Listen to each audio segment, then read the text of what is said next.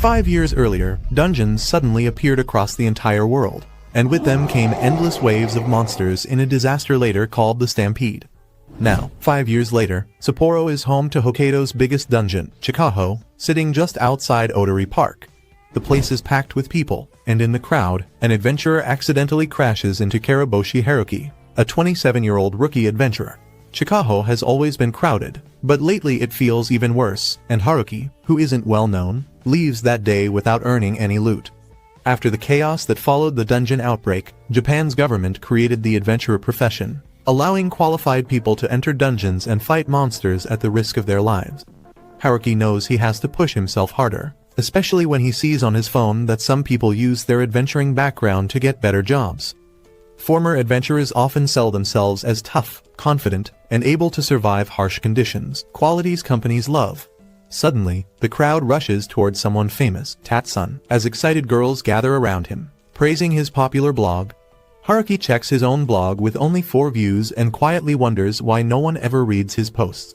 Later, while driving home, he notices how the roads have improved, thinking about how the area was once nearly destroyed. Tired, he opens his garage door and is shocked to find a staircase leading deep underground. He stares at the hole in shock, first thinking it might be a sinkhole, until he realizes it is actually a dungeon entrance. He can't understand how or why a dungeon appeared inside his garage, and his thoughts stop when he notices his snowplow machine completely wrecked in the corner. That machine cost him 3,000 yen, money he earned through hard work, and before buying it, he used to shovel snow by hand every single morning. As winter approaches, he wonders sadly if he will have to go back to that exhausting routine. While kneeling on the floor, mourning his broken snowplow, he notices a strange screen nearby and picks it up out of curiosity. There is a button on it, and when he presses it, a blinding light explodes from the screen and slams into his body. Panic fills his mind as he fears something foreign has entered him and desperately wants it out. Suddenly, a floating screen appears, showing his name, age, and skill points, and he realizes it is a skill board. Moments later, loud engine sounds echo outside as army vehicles arrive, alerted by Karaboshi's report. The soldiers talk among themselves, confirming this is the house where a dungeon formed in the garage, and ask to speak to the landlord. Haruki greets them, but they ignore him and continue discussing their next steps, saying they should contact the landlord. He speaks up again, louder this time, and they finally freeze in surprise, wondering where he came from since they hadn't noticed him at all. Haruki feels a familiar embarrassment, realizing this is how his life has always been, invisible to others. He once believed becoming an adventurer would make him stand out, but that hope never came true. Even back in school, most classmates barely remembered him, and teachers often passed him by without notice.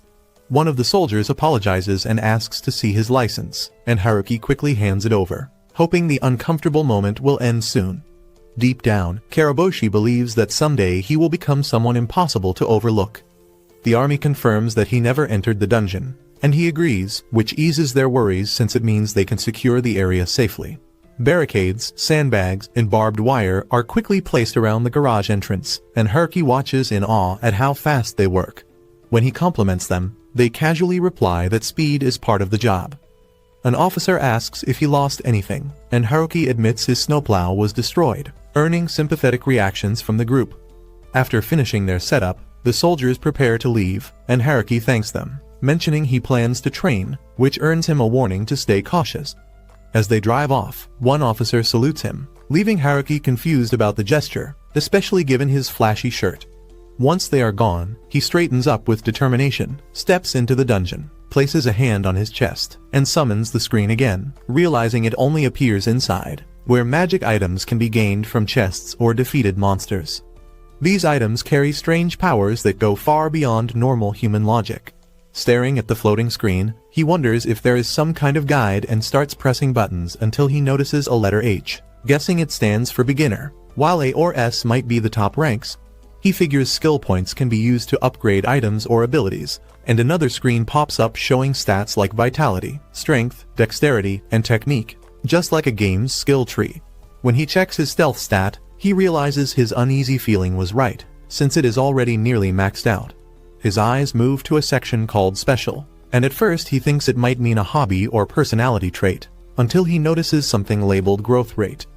The explanation says that the more power he gains from defeating monsters, the faster he will grow, and without much thought, he pours all his points into it. Regret hits him almost instantly, making him wonder if he should have spread his points into safer skills. But after failing to find a reset option, he stands up and moves on. He walks down the dungeon stairs and arrives in a huge cave, amazed by how wide and bright it is, even wondering if the walls themselves are glowing. To test it, he stabs the wall with his dagger and finds it feels like clay, but is far tougher than expected, only cracking and collapsing slightly. At that moment, he spots a large insect crawling toward him, and the screen identifies it as a giant centipede, a beginner-level monster that moves slowly with long antennae stretching from its head. Karaboshi remembers that the centipede uses its antenna to sense everything around it, so if he cuts them off, it won't be able to aim properly, and he can finish it by crushing its head. He rushes forward with sharp movements, confused about why the monster was labeled slow, while reminding himself to stay calm and trust the plan. He slices off the antenna first, then tries to attack its body, only to find its skin is far thicker than expected. The centipede suddenly lunges, and he narrowly dodges, realizing it is faster than he thought, but still manageable. He strikes again at the same spot, driving his dagger straight into its head until it splits open, and the creature collapses, bleeding out until it stops moving. Breathing heavily, Karaboshi drops to the ground, exhausted after his first real monster fight. Knowing more monsters could appear, he forces himself up and decides to collect what he can, but a strange feeling rises in his stomach, and he throws up, wondering if this is level-up sickness or an effect of his growth rate. Shaking it off, he begins cutting off the centipede's legs, gaining a large amount of experience and thinking the shell might work as armor. When he finishes, he studies the remains, realizing the material could be made into full armor or sold for good money. But when he tries to carry it, he quickly sees it won't fit into his bag. He looks over what remains of the body and stares at the soft flesh inside, wondering if it can be eaten. He recalls scholars saying monsters are divided into two types, edible and inedible, so he cuts a piece with his knife, puts it in his mouth, and chews. The meat is tough, has no smell, and no taste at all, and he forces it down with water, realizing it's not poisonous, just pointless to eat. Ever since dungeons appeared, oil prices have gone up and food shortages have spread, to the point where even vegetables are considered luxury items. Thinking about that, he figures that in an emergency, centipede meat might still be better than starving. Afterward, he climbs back up to his house and opens his laptop to visit the adventurer website known as Naru. While browsing, he learns that just visiting the site improves survival rates for beginners like him. The site has a wiki with monster data, attack patterns, and harvesting tips, along with message boards and daily updated blogs. Since having a dungeon appear at home is rare, he decides to post about it on his own blog, convinced this will finally make him popular. An hour passes with almost no change, and he starts doubting whether the internet can really make him famous, especially with over 1 million users ignoring his posts. He even wonders if his view counter is broken, because he doesn't think his writing is worse than the top blogs, yet no one notices it, just as he sees that Bacon-san has already updated his blog again. On Noru, adventurers who reach the top in both views and influence are known as rankers, and gaining that title comes with big benefits like free gear from companies and money earned through collaboration deals. One famous ranker is Bacon-san, a well-loved figure who spends his free time teaching beginners and is known by nicknames such as Muscle, Old Man, and Naked. He prefers to explore dungeons at his own relaxed pace, caring more about having fun than being efficient, yet his strength and skill are unquestionably real. On the complete opposite side is Masatsugu-san, a ranker who is extremely serious, calm, and precise, earning titles like the Strategist, the Hero, and the Unwavering Ranker. He holds the record for diving the deepest into Japan's toughest dungeon, Shinjuku Station. Shiger-san is the only woman among the top 10 rankers, having trained at a dojo since she was young and never losing a single fight. Everyone feels incredible, everyone seems impressive and cool, yet he feels like the only one who isn't, and he can't help but wonder why. Pushing those thoughts aside, he tells himself there's no time to feel depressed, because his garage has become a dungeon, and he now owns magical tools that will surely make him stronger. Determined to overcome his inner doubts, he returns to the dungeon and begins killing centipedes with the skill of a seasoned adventurer. Having already defeated more than 100, a small sense of guilt lingers, as it almost feels like he's bullying them, and he has grown used to the uncomfortable feeling that comes with leveling up. As he continues deeper, he carefully maps the dungeon, though he hasn't even finished charting the first floor yet. When several centipedes appear at once, he moves forward calmly, killing them one by one with smooth, fast motions, cleanly cutting off their heads, showing how much faster and more efficient he has become. Just the day before, he could barely fight one monster and ended up gasping for air. Now, it feels like he's moving with a completely different body, and it's all thanks to his growth rate. Back in Chicago, there was intense competition everywhere, but here, in only a few days by himself, he has already defeated more than 200 monsters. Even though his growth is happening at an unbelievable pace, it still doesn't feel fully real to him. His base strength feels almost maxed out, and he realizes there's no longer a need to train the basics. This makes him wonder if it's time to switch to a new weapon. When he checks his screen, he sees that there's no boss monster on this floor, and even though his skill points haven't gone up yet, he knows they will sooner or later. He decides to head down to the second floor. The terrain feels nearly identical, and he remembers hearing that dungeon layouts don't change much until the 10th floor. The deeper someone goes, the harder the dungeon becomes, and only around 10% of adventurers ever make it to the 10th floor, known as the middle levels. Because adventurers usually work alone, information about higher floors is often purposely hidden online to limit competition. The site also explains that dungeon floors grow exponentially larger the deeper one descends. As he walks through the second floor, wondering what kinds of monsters might be waiting further below, he suddenly hears a cracking sound. Without warning, plant-like creatures burst from the ground, shaped like onions with roots and leaves. Curious, he picks one up, but the moment it splits open, tears instantly fill his eyes. The onions are unbelievably fresh, and he can't stop crying. Deciding that this is enough for today, he heads back home with the onions in hand. There are plenty of them, and in times like these, vegetables grown from monsters could easily be taken over and controlled, at least in Otama. He ends up harvesting far too many onions with his dagger, pushing it until the blade finally snaps. Letting out a tired sigh, he decides he will stop by the weapon shop tomorrow. Around the same time, a young girl behind a counter sighs as well, saying she's bored while wondering if she can meet today's sales quota, as she works as a cashier at a weapon shop.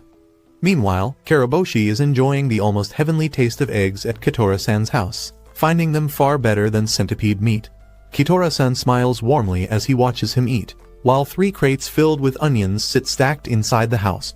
Looking at them, Kitora-san hesitates and asks if it's really okay to receive so many fresh onions, but Haruki quickly insists he accept them as thanks for always helping him, reminding him that neighbors should support each other.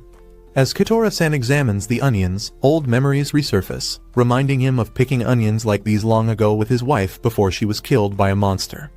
Just touching them brings back the painful memory of how she walked ahead of him in the dungeon and was suddenly attacked, and how deeply he still misses her. Sensing the sudden silence, Haruki stops eating and quietly listens, then stands up to leave and apologizes for causing trouble. Kitora-san reassures him that it's fine, thanks him for stopping by, and asks if he plans to go adventuring again. Sitting in his car, Haruki answers that he does, but before that, there's one place he needs to visit, and soon after, he arrives at the guild and begins placing centipede hard shells on the counter. The girl behind it stares in confusion, wondering what these strange items are and where they came from, as he calmly asks her to appraise them. She stares at the huge pile in disbelief and asks how he managed to bring all of this in by himself. With a hint of pride, he tells her there are 200 pieces, and she repeats the number in shock before asking if they all belong to him. He calmly confirms that they do, and she asks him to wait while she finishes the appraisal. A short while later, she calls his name and explains that the count comes to 216 shells in total. The ones without scratches are valued at 1,000 yen each, while the damaged ones are worth 100 yen each, and she asks if he's okay with the price, adding that the money will be sent directly to his Ike card. When he sees the total amount of 153,800 yen, his eyes widen in disbelief at how much he earned.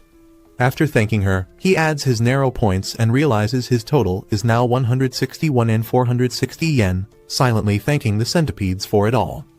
At last, he has enough money for gasoline, and with his next stop decided, he heads to the weapon shop. The moment he steps inside, his eyes light up at the sight of countless daggers, armor sets, shields, and swords lining the walls, and he walks around excitedly like a child. His attention stops on a long sword, thinking it's a reliable choice that would make him look like a proper adventurer. But then he imagines how much attention he'd get fighting monsters with just a dagger. That thought excites him more, and he heads to the dagger section, carefully inspecting each weapon until one stands out. The werewolf dagger, priced at 1 million yen, which feels about right for a mid-level adventurer. Just then, the shopgirl walks over and greets him with a friendly smile.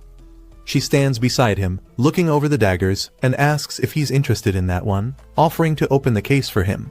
He feels embarrassed right away, wondering why anyone even noticed him, and his nerves feel stronger than when he was fighting monsters. Still, deep down, he feels happy, because someone finally paid attention to him. After opening the case, the girl tells him he can touch and examine the weapons freely. He steps closer and carefully grabs the werewolf dagger that first caught his interest, but no matter how hard he tries, he can't lift it. She explains that weapons made from dungeon materials choose who can use them. He starts thinking it might be about compatibility, like how a mid-level adventurer can't handle high-level monsters. The shop girl then suggests he try the beginner weapons instead, explaining that while they are still pricey, their performance is very reliable. He moves to that section and finds that he can lift one of the daggers without trouble.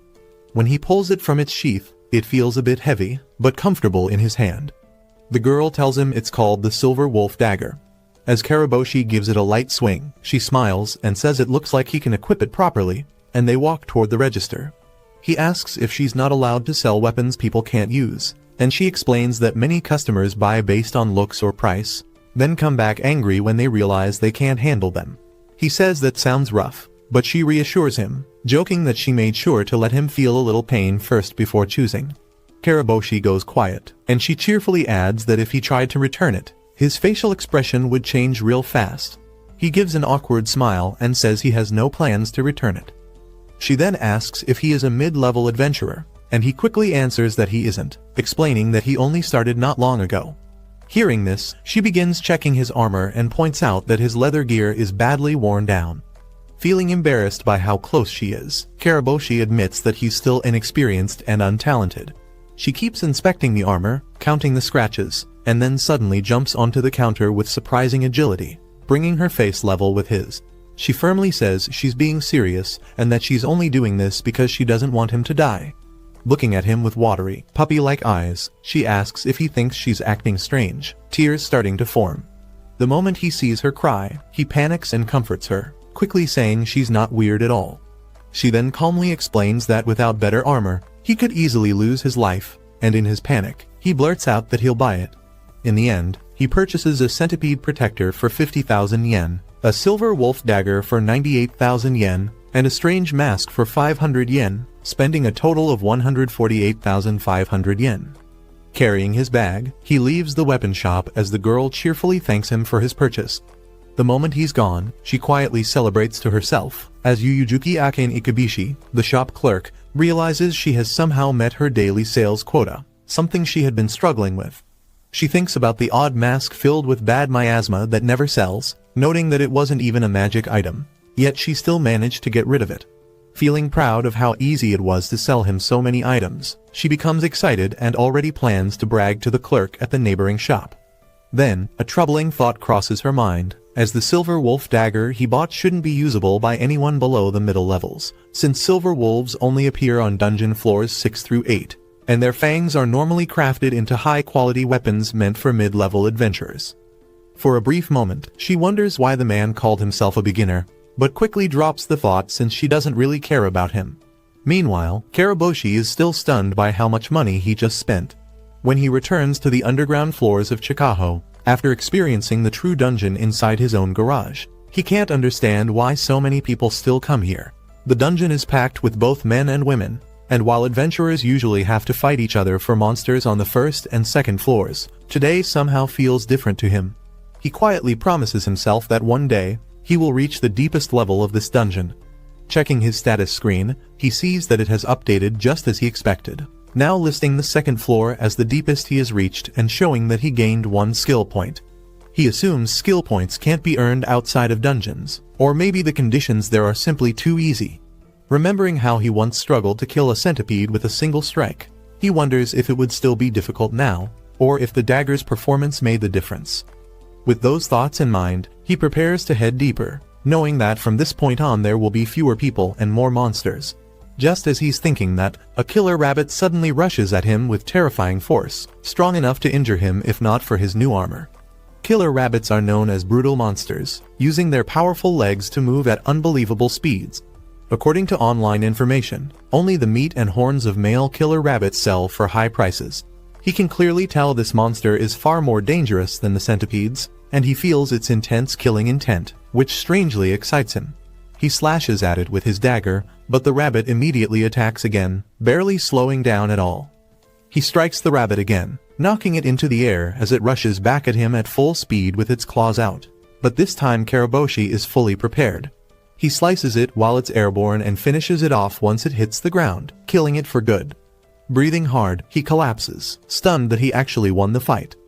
Moments later, other adventurers arrive and look around in confusion, finding the rabbit already dead and wondering who defeated it. When Karaboshi admits it was him, they stare in shock, unable to believe someone acted faster than they did. As he tries to stand, his body starts shaking, and he realizes the rabbit's speed and killing intent scared him more than he noticed at first. Nearby, the adventurers whisper to each other, saying it should have been killed quicker, arguing about fault, and warning that a monster parade is coming. Confused by their words, Karaboshi watches them abandon the drop and run off in one direction, while he chooses to sprint the opposite way. At the same time, deep inside the Chikaho dungeon, a girl stands around uncertainly when a few adventurers call out to her, asking if she is Karen-chan. Startled, she politely confirms, and the three men exchange confused looks, saying they found her through Naru's recruitment forum and expected something completely different. Karen bows and says she looks forward to working with them today, and they return the greeting, introducing themselves as Lars, Shikama, and Haria. Without hesitation, Shikama asks her age, and she calmly answers that she is 18.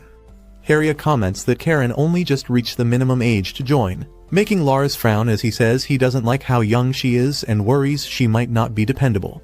He jokes that even so, it's still better than being stuck alone with the newbie Shikama, and Haria adds that at least it's not a naked Shikama running around with just a blade.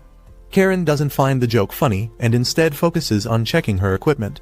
Shikama then says they should move out, suggesting that since Karen is new, she shouldn't overdo it and should simply follow their lead. With determination, she agrees confidently, and Shikama reassures her that it won't be too hard since they usually operate below the 9th floor and can reach it quickly. However, as they travel through the dungeon floors, Karen starts struggling to keep pace, and Shikama ends up supporting her to help her move forward. Haria points out that she looks completely exhausted, and Lars says he's not surprised, since she's a beginner after all. Karen begins doubting herself, as just fighting monsters on that floor makes her feel level up sickness, causing her to question whether she can really continue. When Shikama tries to help her sit down and tells her to rest for a moment, she refuses and insists she's fine now and wants to keep going. He tries to encourage her by saying he thinks she's very brave. Lars then comments that most female adventurers usually just mess around on the 1st and 2nd floors, adding that it's actually because the lower floors are more dangerous. Suddenly, Haria presses his ear against the wall and hears something, and when Lars asks if it's close, Haria answers that it's still far but getting closer. Sensing something is wrong, Karen asks what they plan to do, but as she sits on the ground trying to catch her breath, they simply reply that the answer is obvious, they're going to run. All of them suddenly broke into a run, leaving Karen confused and scared, unable to understand why they were fleeing or what was happening. As they ran, Shikama shouted that a monster parade was coming, explaining that it was a massive movement of monsters inside the dungeon. The reasons for it can differ, but according to what adventurers learn online, the correct response is to retreat immediately when one occurs. Karen tried to stand and follow them, but the noise behind her grew louder with every second, making it clear the parade was already closed. Countless monsters were charging toward them, and she could see the other three getting farther ahead, leaving her behind. Realizing she had no choice, she yelled for them to wait, but they only looked back briefly and shouted at her to hurry up, calling her a reckless newbie. The three started arguing as they ran, with Shikama insisting that he wouldn't be a real man if he abandoned her, while Lars and Haria angrily disagreed, saying that stopping would get them caught by the parade and killed. Still confused and terrified, Karen struggled to catch up, when suddenly, they all stopped at once. Shikama stepped forward and raised his shield, and seeing this, Karen felt a rush of relief, believing they were about to fight and protect her. Feeling grateful to be with experienced adventurers, she moved behind them, thinking it would be safer not to interfere. In the next instant, everything went wrong, as Shikama slammed his shield into her, shoving her straight toward the oncoming monsters. She hit the ground hard and couldn't move, and as she lay there, Shikama coldly apologized and told her she would serve as a decoy. Through her blurred vision, she watched the three of them turn and run, escaping deeper into the dungeon.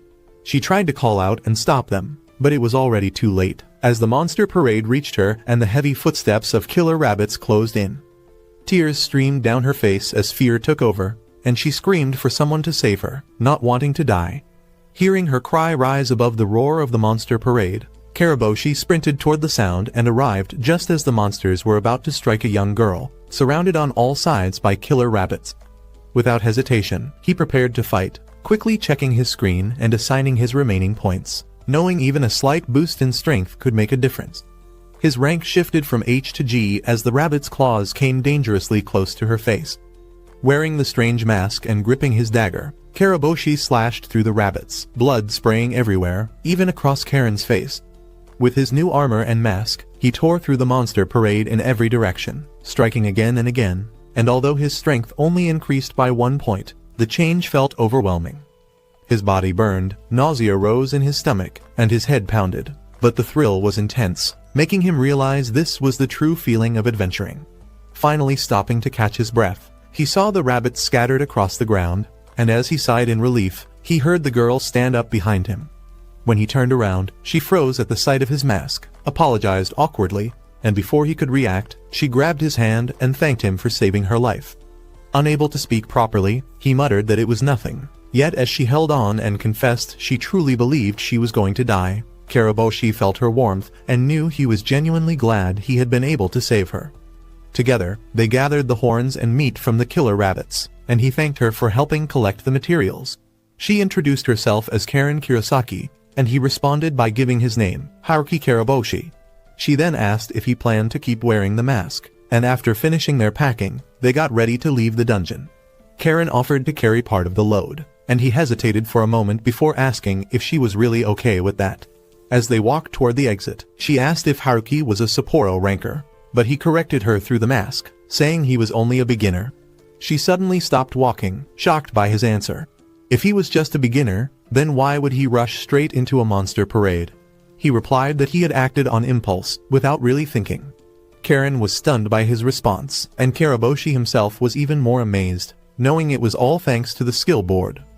He couldn't believe that, despite being a beginner, he had charged into a monster parade and survived. He then mentioned that he had passed a group of 3 men while running toward the danger and asked if she knew them. Her face darkened as she explained that those men had recruited her through the Naru website, and she believed they would help her grow stronger. Her words trailed off, and he immediately understood.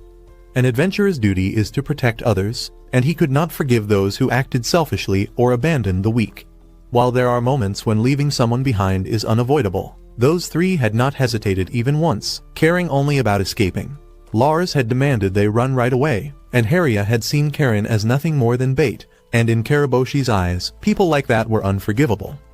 At the Adventurers Guild, Yuyujuki Akane from the weapon shop was chatting with a guild clerk behind the counter. She was pushing the clerk to review her shop's income report, repeatedly pointing out the comparison with last year. The profits had jumped to 200%, and she made sure to emphasize that number again and again. With a smug smile, she then asked if the clerk's branch was doing just as well.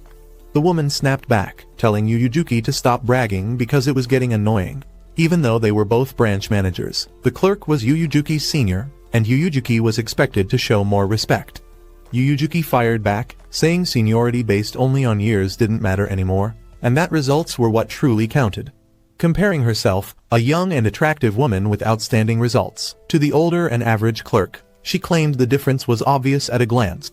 The clerk stood there in shock, wondering who Yuyujuki was calling old. Just then, someone entered the guild and apologized for interrupting. Both women instantly switched expressions and greeted the customer warmly. When they turned around, they froze in disbelief. A man wearing a strange mask stood there, carrying a large pile of killer rabbit horns, with a small girl following behind him. The moment Yuyujuki recognized the mask, she quickly ducked behind the counter. Karaboshi spoke calmly, saying he wanted to sell the horns and asking for an appraisal. A chill ran through Yuyujuki as she wondered if this masked man was the same customer from her shop earlier. Karaboshi and Karen stepped up to the counter and poured the horns onto the table, prompting the clerk to ask if they were killer rabbit horns. Karen nodded and confirmed it, adding that there should be about 100 horns in total. Both clerks froze in shock at the overwhelming amount.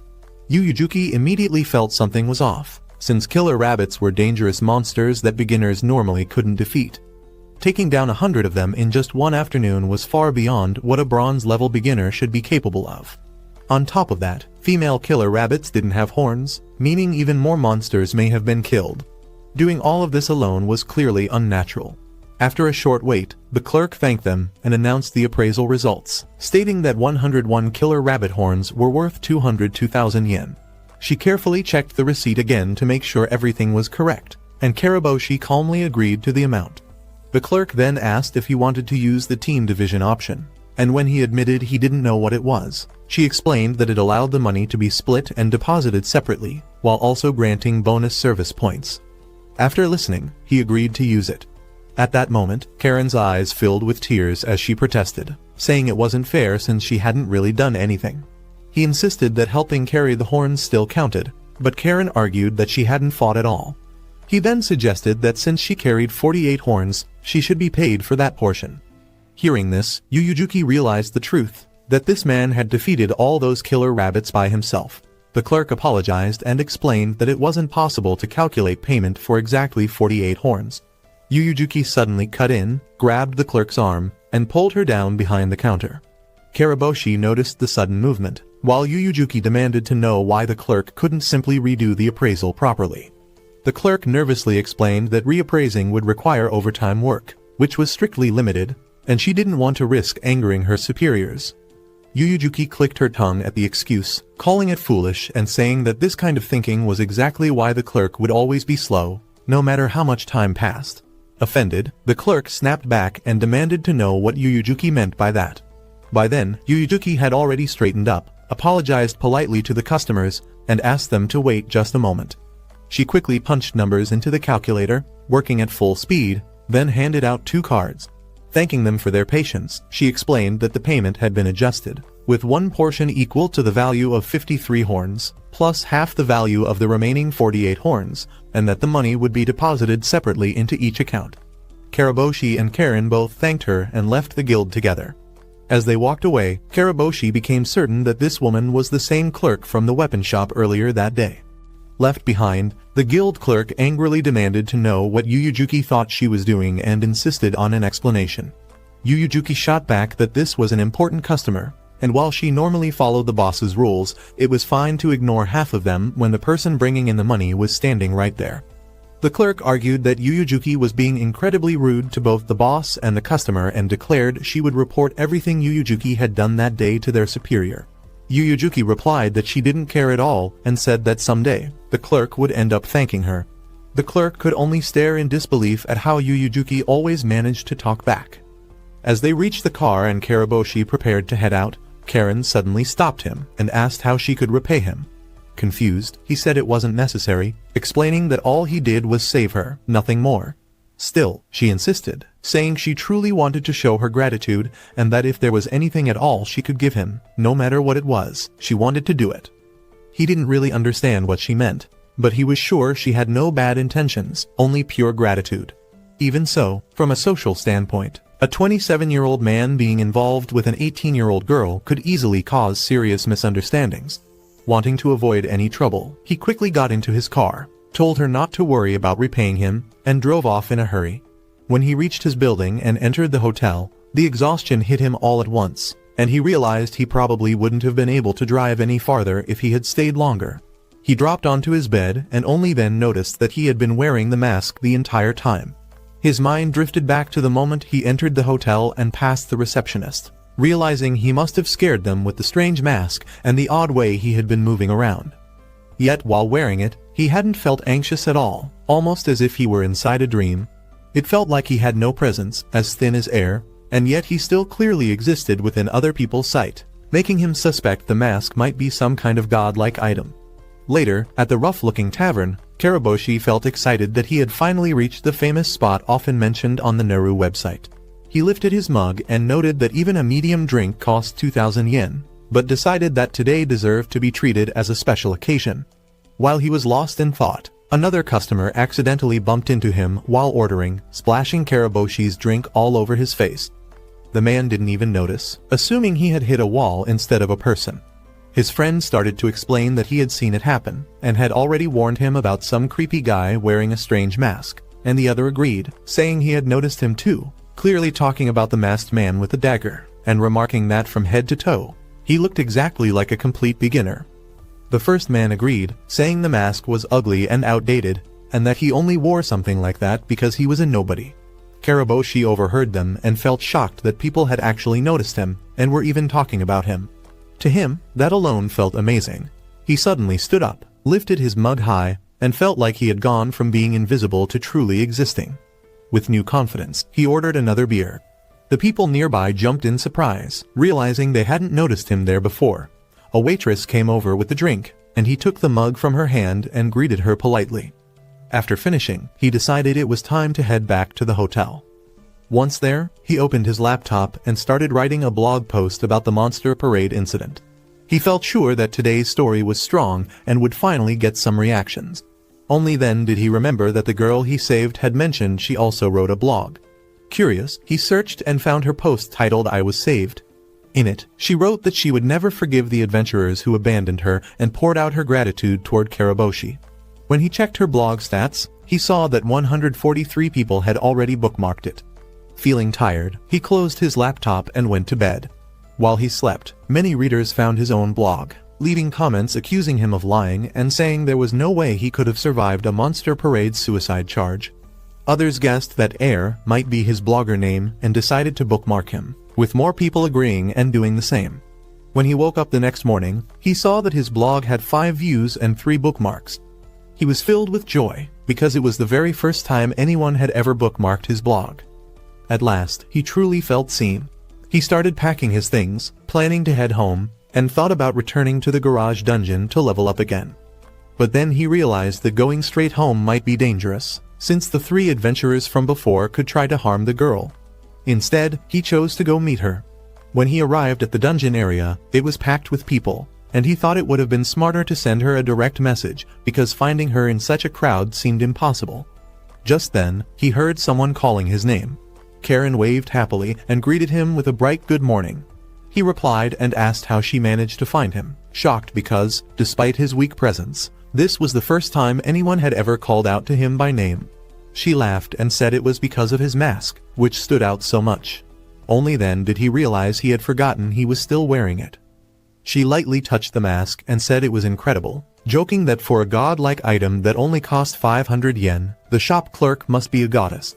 Noticing how uneasy he looked, Karen asked if something was wrong, and he admitted he had been worried about the men from yesterday. As he spoke, the 3 adventurers suddenly approached them, and only then noticed the masked man.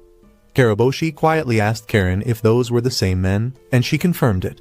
He told her to stay where she was, suspecting that the 3 had come to check if she was dead, and if she was alive, they might threaten her or even try to kill her to stop her from spreading a bad story.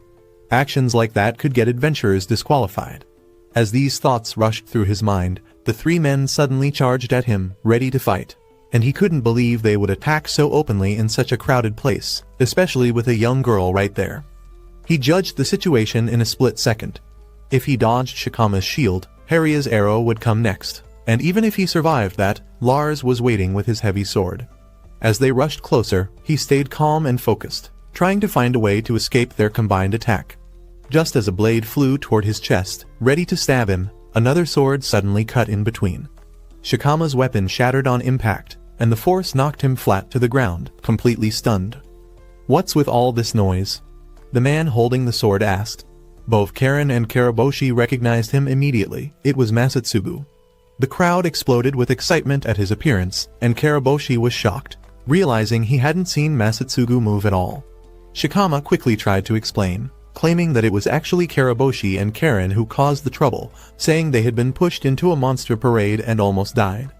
Karaboshi saw through the lie right away and understood the tactic he was using. The people around them began to whisper, because abandoning someone to a monster parade was completely unforgivable. Masatsugu calmly asked Karen and Karaboshi if Shikama's story was true. Karaboshi answered that it wasn't and pointed to Karen, explaining that the three men had entered the dungeon with her to train her, but when a monster parade appeared, they ran and used her as bait. Karen lowered her head as tears filled her eyes. After listening, Masatsugu said it was truly a terrible situation. The three adventurers shouted back, demanding to know why he would believe a man wearing such a strange mask when their lives were supposedly in danger. Masatsugu faced the three men and said calmly that he believed none of their words. The moment they pointed their weapons at other people, they had already lost all trust. Shikama tried to argue back, asking how Masatsugu could judge them just by seeing their weapons, claiming it was all done in self-defense. Right then, the police arrived and asked what was going on, and the three adventurers immediately panicked, unable to stay composed. Even the officers recognized Masatsugu, with one of them admitting he was a fan. Karaboshi realized that even the police admired him and felt relieved that the situation was now in their hands. Standing a short distance away, Karen asked Karaboshi if everything was finally over and whether it had worked out. While they waited, Masatsugu explained the situation to the police, and Karaboshi thought that if things truly ended here, it would be for the best. Without asking further questions, the police took the three adventurers away, leaving the final judgment to Masatsugu since no official complaints had been filed. As they were being let off, Masatsugu turned toward Karaboshi and asked for his name. After a brief pause, Karaboshi introduced himself as Haruki Karaboshi and added that his name on Naru was Air. Masatsugu smiled and casually said that he was quite strong, wasn't he? Karaboshi froze, unsure why Masatsugu said that so suddenly, and couldn't tell whether it was praise or a warning. Masatsugu went on, saying that even now, Karaboshi was hiding his presence, and after spending so long lurking in dungeons, it had become a habit. Karaboshi quietly admitted to himself that it was true, and in his heart, he wanted to thank Masatsugu for being the one who noticed. Masatsugu continued, saying that out of everyone he had ever met, Karaboshi was the one who erased his presence the most, and that it was an unbelievable ability. He stared straight into Karaboshi's eyes through the mask, then leaned in and quietly told him that it would be best if he stayed away from the city for a while. Karaboshi asked if that meant there was a danger of someone trying to assassinate him. Masatsugu answered honestly that such a risk did exist, and until things settled down, he would deal with those men himself. Karaboshi immediately objected, saying there was no way he could burden him with something like that. Masatsugu frowned and explained that if people started believing this kind of behavior was normal for adventurers, everyone would suffer because of it. He added that even he would find it annoying to be linked to people like them, casting the men a sharp, cold glance. Seeing that harsh expression was unexpected and revealed a side of Masatsugu few ever saw. He then reassured Karaboshi that he would be staying in Riihoro for some time. Karaboshi asked if it was really okay to leave everything to him, and Masatsugu calmly said it was. He added that those men were rotten to the core, and that he was handling this for his own reasons, telling Karaboshi to remember that. Karaboshi nodded and said he understood. As the crowd erupted, shouting for autographs, Masatsugu grabbed Shikama by the collar and dragged him away. Karaboshi quietly slipped off to the side and opened his screen, checking another person's status for the first time, especially that of a top-ranked adventurer. Chances like this were rare, so he wanted to use it as a reference, but the moment he saw the overwhelming numbers displayed, he realized there was nothing he could possibly learn from it. Masatsugu held in a rank simply because he was one of the highest-ranked adventurers, and on top of that, he possessed divine protection known as Shikigami. Having divine protection meant receiving a revelation directly from God.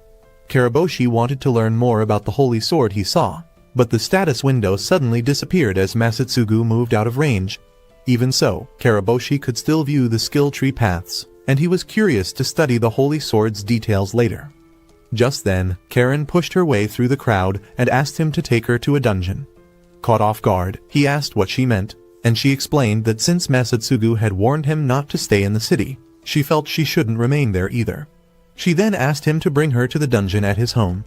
Karaboshi was stunned and asked how she even knew about it. Karen smiled and said that after he told her his alias was Air, she searched his blog and realized he was the same person who wrote about a dungeon appearing in his garage. He was completely surprised. She added that she regularly read new posts on the site whenever she had free time. Realizing that one of his very few readers was standing right in front of him gave him a strange, rare feeling. She urged him to hurry, saying she was ready to go with him right away. He tried to warn her that his hometown had nothing special, but she calmly replied that it still had a dungeon, didn't it? He agreed, then mentioned that it was deep in the countryside and staying out late might worry her parents. Without hesitation, she said it would be fine. Though he couldn't understand her determination, he agreed. They got into his car and headed toward the dungeon in his garage, and he tried to steady his thoughts, reminding himself that she was an adventurer who had already made her choice. Her life was built around fighting with everything she had, much like his own, so she likely understood the fear of losing something precious. During the drive, she happily watched the scenery pass by the window, but as time went on, she started to notice just how isolated the countryside really was. When they arrived at his house, she stared in amazement at the barricades set up around the dungeon entrance in his garage. She confirmed that there truly was a dungeon inside and even commented that having one at home sounded convenient. He agreed, though his reply lacked enthusiasm.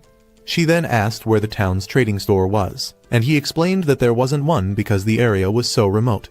Shocked, she asked if there wasn't even a weapon shop, but he quickly stopped her, telling her not to look at him like that or ask any more questions, explaining that online shopping had wiped everything out. Even so, she stayed optimistic, believing that now a dungeon had appeared, the town would surely improve. He then asked if she was ready to go inside.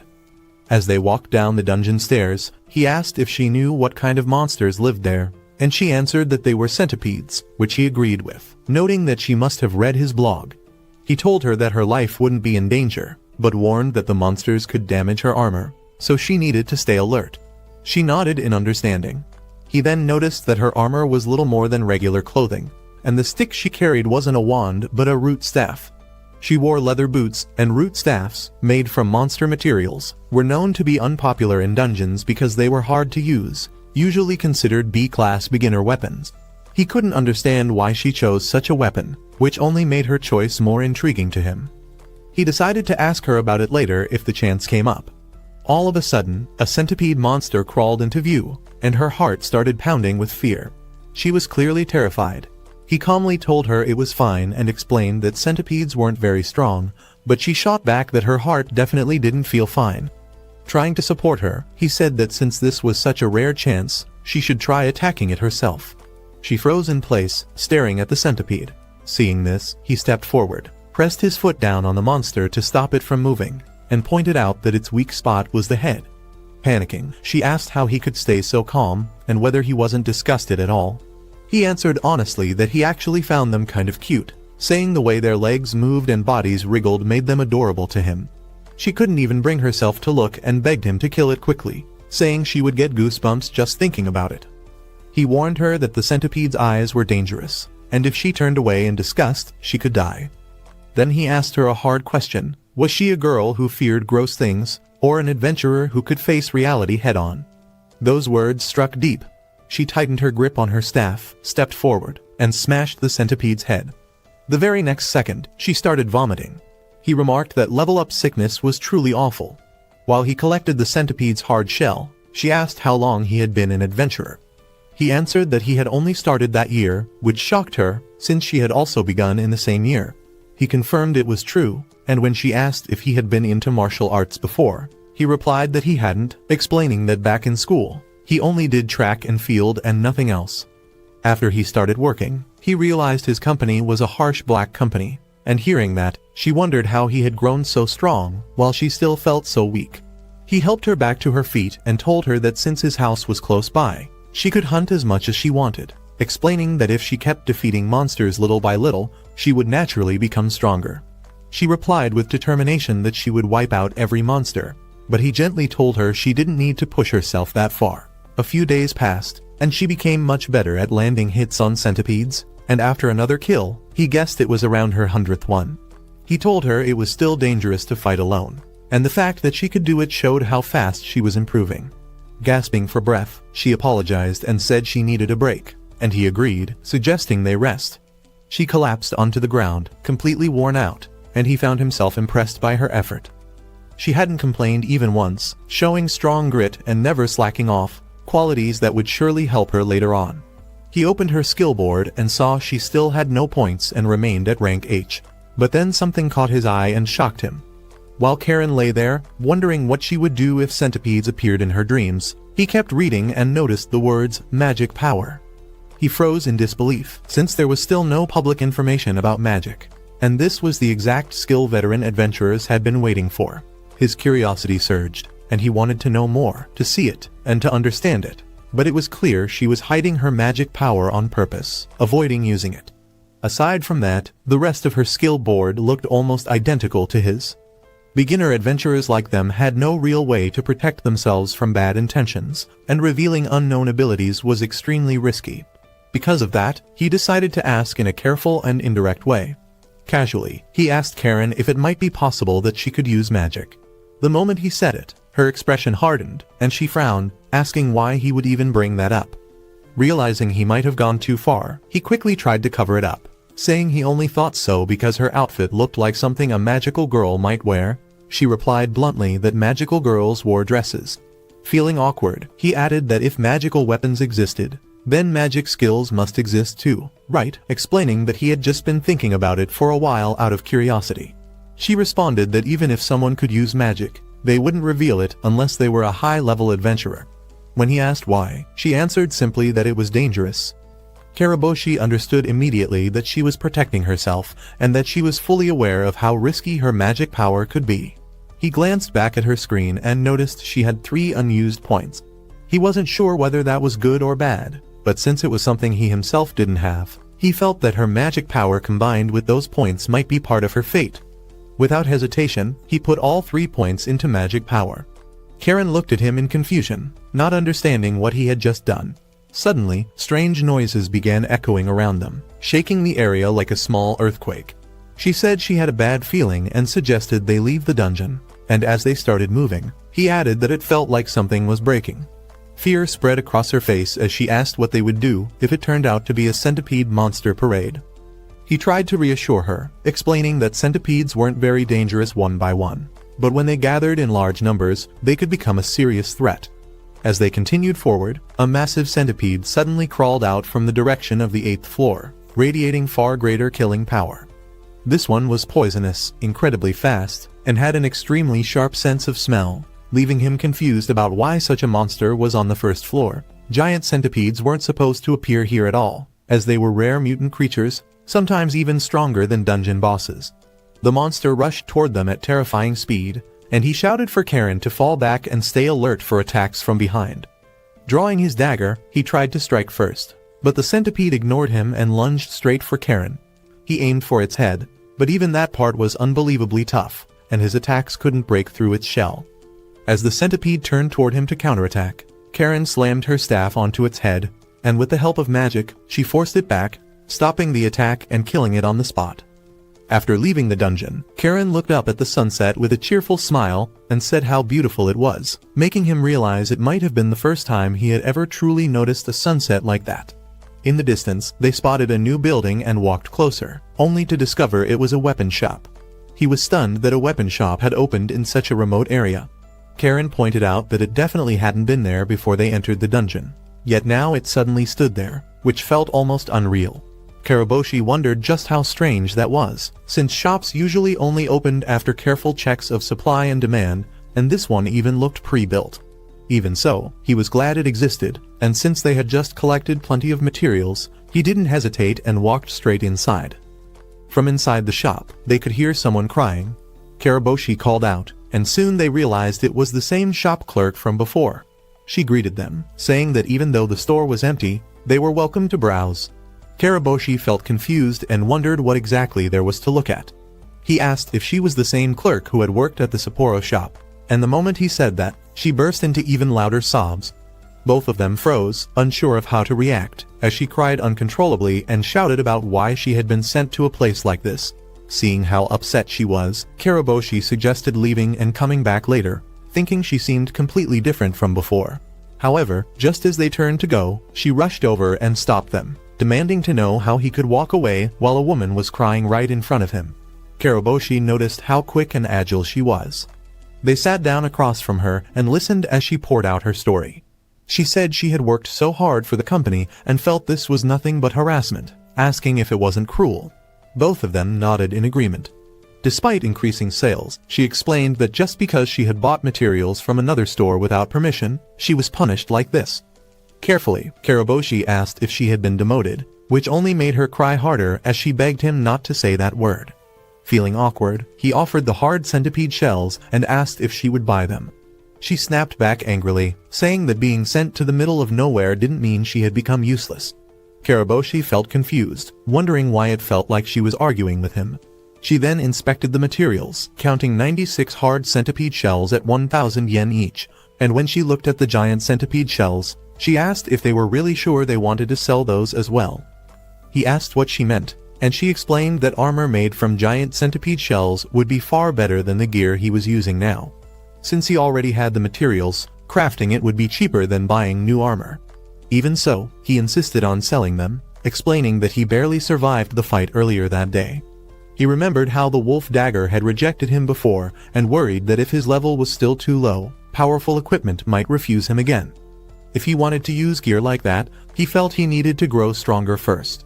She suggested keeping 2 pieces and selling the rest, just in case he needed them later, and he agreed, thinking she really was capable despite how much she complained about herself. She calculated the total, valuing 8 giant shells at 40,000 yen, and when combined with the hard centipede shells, the final amount came to 138,000 yen. He then asked to split the money evenly. Karen objected, saying he deserved more, but he replied that she helped defeat the centipede. Karen argued back that she could only fight because of him. Yuyuduki grumbled that this was just like yesterday and told them to hurry up and decide. When he asked her to wait a moment, she snapped that they should stop wasting time. He then suggested that Karen take half for today, and in return, he would listen to something she wanted to talk about later. Yuyuduki kept muttering while moving items around, but eventually finished calculating the split. After that, he mentioned there was one more item he wanted appraised. She told him to take it out, and what appeared was something covered in centipede fluids that made Karen turn away in disgust. He explained it came from the centipede's stomach while he was collecting materials. Yuyuduki stared in shock, amazed that he had been carrying something like that so casually, while Karen couldn't even look at it. Yuyuduki then asked if he wanted a simple appraisal or a detailed one. She explained that a simple appraisal would take only 1 minute and cost 1,000 yen, while a detailed appraisal would be sent to headquarters, take up to a month, and cost 100,000 yen. She added that an item like this should normally be examined at Mitsubishi headquarters. Since it was already obvious what it was, he chose the simple appraisal. After carefully inspecting it, she paused, then congratulated him, saying there was no doubt it was a magic bag. The opening was small, meaning items larger than 20 centimeters couldn't fit, but the inside was as wide as a classroom. She asked if he wanted to sell it, and just as he was about to say no, she offered him 100 million yen. He froze in shock.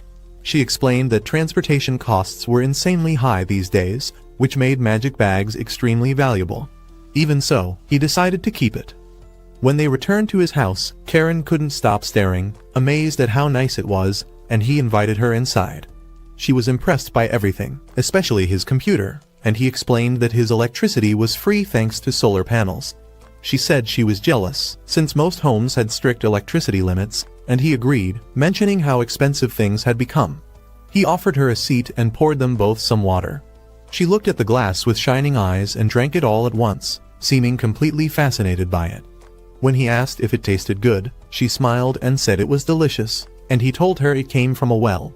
She then remembered that he had wanted to ask her something, and he nodded, asking if she used magic. She apologized for hiding it, and he replied that it made sense, since it could be dangerous if others found out. She agreed, and he added that adventurers should be free to enjoy themselves without being restricted. She stared at him and asked if he even had a brain. He answered that maybe he didn't have a brain, but he still wanted her to use magic. He explained that his dungeon was rarely visited, so she could practice magic freely there without worrying. The more she used it, the stronger she would become, and if she ever faced danger again, she could escape right away. Deep down, he also admitted to himself that he simply wanted to see her magic.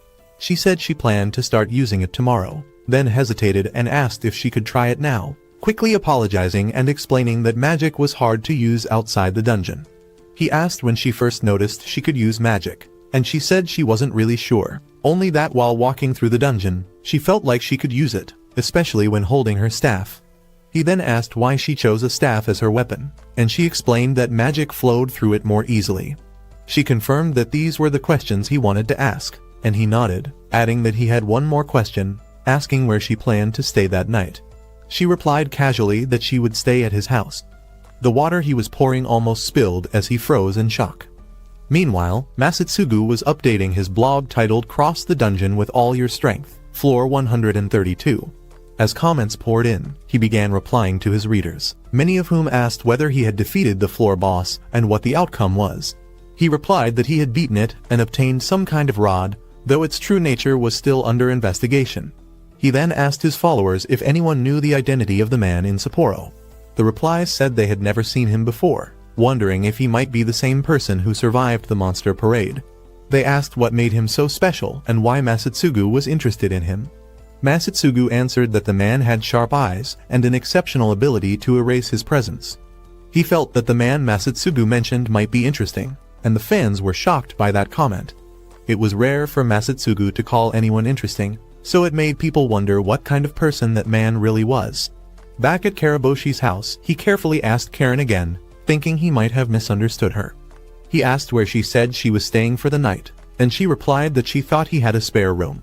He admitted that he did, and she happily announced that she would stay there. He was strongly against the idea. Karen tried to calm him down, saying it was fine and joking that she wouldn't even be surprised if his room was full of masks. There aren't any, he thought helplessly, realizing she really didn't understand. After all, she was still just an 18-year-old girl. He removed his mask, letting her see his face for the first time, and calmly explained their situation. She replied that this was his house, right, but he corrected her, saying that was only partly true. The dungeon entrance was right in front of it, and if another stampede happened, this house would be hit first. He was the only adventurer in the town, and if something happened to him, there would be no one to protect it. She pointed out that he was living alone anyway, and he agreed, but explained that adventurers must always stay alert. Their role is to protect others, and if there were two of them, one could watch the dungeon while the other stayed safe and ready in case of trouble. Treating it like part of the job, he suggested that she stay at the town hotel instead. She said she understood. In his mind, he felt relieved, knowing he had avoided trouble, since rumors spread incredibly fast in the countryside. Stories would grow 100 times bigger, and before he knew it, he could be labeled a criminal, something that could completely ruin a man's life. He explained that there was a hotel in town that cost 5,000 yen per night and told her he would take her there, and she thanked him for it. Over the next 3 days, Karen and Karaboshi hunted 100 centipedes each day, selling the materials every evening. Karen's growth was incredible, and soon she could fight 2 or even 3 centipedes at the same time. Her magic casting also improved greatly. As for Karaboshi, his dagger skills sharpened naturally, even though he hadn't spent any skill points on them, making it pure growth. A skill that improved simply by hunting monsters was extremely valuable. After Karen defeated another centipede, Karaboshi counted it as her 100th kill for the day, but she said she wasn't finished and could keep going. He suggested they stop for the day and rest tomorrow, and she asked if he had plans. He replied that he wanted to focus on leveling up himself. She apologized for making him support her instead of working on his own growth, but he told her there was no need to apologize and insisted she take a day off. She said she understood, but added that if he went deeper, she wanted to come too. He firmly told her to rest, joking that even God takes 1 day off each week, and though disappointed, she agreed. The next morning, Karaboshi felt excited, since it had been a long time since he had gone into the dungeon alone. He didn't want his own growth to slow down, and he knew rest was also part of an adventurer's job, helping the body prepare for emergencies. He moved past the centipedes on the first floor and the onion monsters on the second, reaching the 3rd floor. It looked the same as before, and he wondered if he could push on to the 4th. Just as that thought crossed his mind, a black raccoon suddenly appeared. The black raccoon was a fast-moving monster with sharp, powerful claws, a type related to tanuki creatures. It attacked the moment it appeared. He swung his dagger, but the raccoon was incredibly quick, even faster than killer rabbits. Still, that didn't mean he couldn't fight it. Timing his moves, he aimed his dagger at its body while it was in the air, and once he got used to its patterns, he landed a clean hit. He kept hunting one raccoon after another, stopping only after defeating around 100 of them. By then, he had leveled up 6 times, and his bag was stuffed with tanuki meat, making him excited about cooking tanuki soup later. With the third floor cleared, he headed toward the fourth. Near the entrance to the fourth floor, the floor boss appeared, a single black raccoon with no minions around it, making it a one-on-one battle. He tightened his grip on his dagger as the raccoon leaped at him, sending his adrenaline rushing. Closing the distance, he caught his reflection in the raccoon's eyes and stabbed, believing he had stopped it, but he was wrong. Its claws scraped against his armor, yet instead of fear, he felt excitement. Using his agility, he repositioned himself and drove his dagger straight into its head, defeating the boss. He placed his foot on the fallen body, feeling satisfied, when the dungeon suddenly began to glow. He remembered reading that this light appeared when a boss was defeated for the first time, and that a special item would drop. When he looked again, the raccoon's body had vanished, swallowed by the ground, leaving only his dagger stuck in the floor.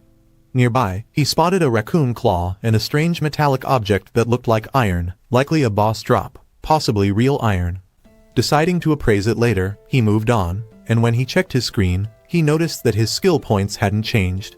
Feeling confused, he reread the rules and learned that entering a new lower floor for the first time grants 1 skill point, while defeating rare monsters also gives 1 point. However, killing bosses and normal monsters doesn't reward points, and skills can grow on their own without using points. As he kept reading, he noticed a new skill called Imitation had appeared on his skill board. This ability allowed him to copy the movements of enemies and was a combat skill that formed naturally. He was happy about it, but chose not to spend any points on it yet.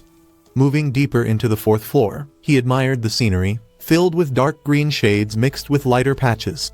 He started thinking about what CMYK color ratios could create that shade and how hard it would be to make printing plates for it, before stopping himself and realizing it was just an old habit from his days working at a printing company.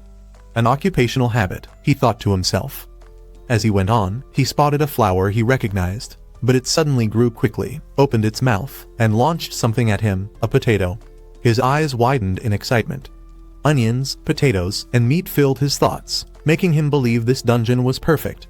If he conquered it, he could eat rice and curry whenever he wanted. The flower fired nearly 40 potatoes before shrinking back down. Looking ahead, he saw many more of the same flowers and wondered if the 4th floor boss might be a giant potato. That thought was proven wrong when a 3-headed flower appeared, each head firing potatoes at once. He took cover behind a rock, figuring that even a boss couldn't have endless ammo, though seeing potatoes smash apart still felt like a waste. Without waiting any longer, he rushed forward and sliced the stem with his dagger, causing the boss to collapse. After collecting a huge pile of potatoes, he headed to the shop, where Yuyujuki was busy building furniture when he walked in. He asked if the shop was open, and she replied that it was closed. He said that was unfortunate and mentioned he would just head to Sapporo instead. Hearing that, she quickly told him to wait, saying that wasn't acceptable at all. He shot back that she should have treated customers properly from the start. He then laid out the black raccoon claws, meat, and iron on the counter. She stared at the pile and commented that he had killed an incredible number of monsters, and he casually replied that it was only about 100. She scolded him, asking if he had to kill at least that many to feel satisfied, and questioned whether he ever got tired from it all. He admitted that he was exhausted, which made her mutter that he must be crazy. Ignoring her remarks, he asked for the appraisal results. She picked up the boss's claw and the iron, explaining that the claw was simply a large claw good for making sword materials, but it wasn't something he could personally use and could be sold for 5,000 yen. As for the iron, she confirmed his guess, saying it was magic iron, often mixed with stronger materials and used for parts like fittings, and that the same material was already used in his dagger. It was valued at 100,000 yen per kilogram. When he showed her the potato-shaped items, she said they were just stones. Confused, he asked what they were used for, but she repeated that they were nothing more than rocks. He insisted they were boss drops, so she examined them again and explained that while they were hard and shaped like potatoes, their value was 0. He suggested that a detailed appraisal might reveal them to be magic tools. In response, she pulled out a jar and said it was an extremely rare magic item.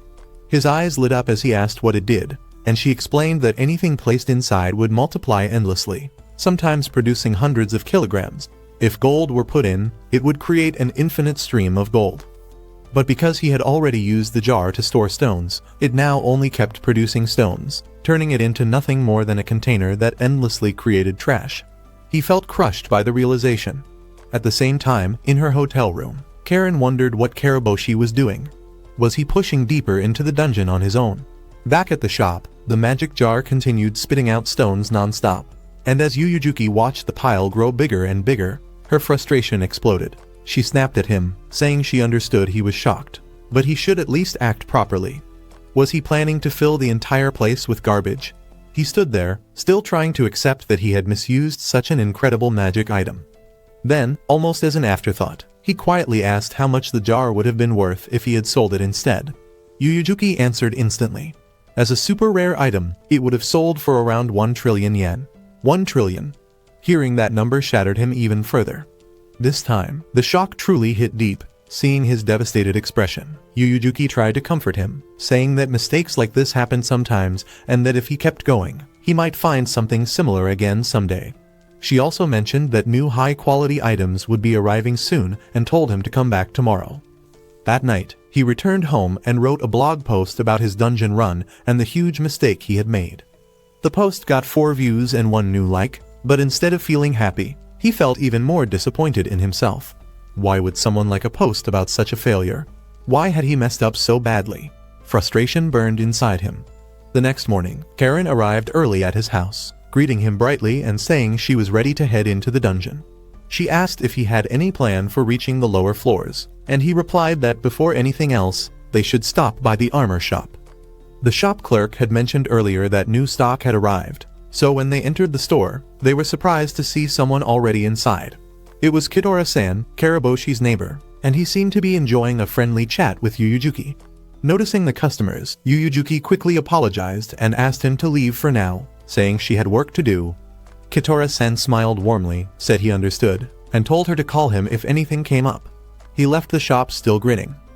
Once he was gone, Yuyujuki noticed Karen and asked why she was alone, wondering where Karaboshi was. Karaboshi calmly spoke up, saying he was standing right in front of her. She jumped in surprise, embarrassed that she had completely overlooked him, and complained about how often he used his presence erasing skill. He vaguely remembered how she used to notice him instantly before, but now she seemed far more relaxed around him. Suddenly, Yuyujuki clapped her hands and joked that they should hurry up and leave all their money with her, quickly correcting herself to say she meant buy everything she had. The shop display wasn't very flashy, just a few pieces of armor, boots, gloves, a short sword, and a rod. Both of them tried on the gloves, and Karaboshi noted that they fit tightly, had a great grip, and would make holding weapons much easier. He then picked up a pair of boots and asked if they were the right size, and Yuyujuki confidently replied that they were, explaining she had measured their footprints before ordering them. Karen looked impressed. Next, Yuyujuki showed them the short sword and the rod. When Karaboshi tried to lift the rod, it wouldn't move at all, meaning he couldn't use it.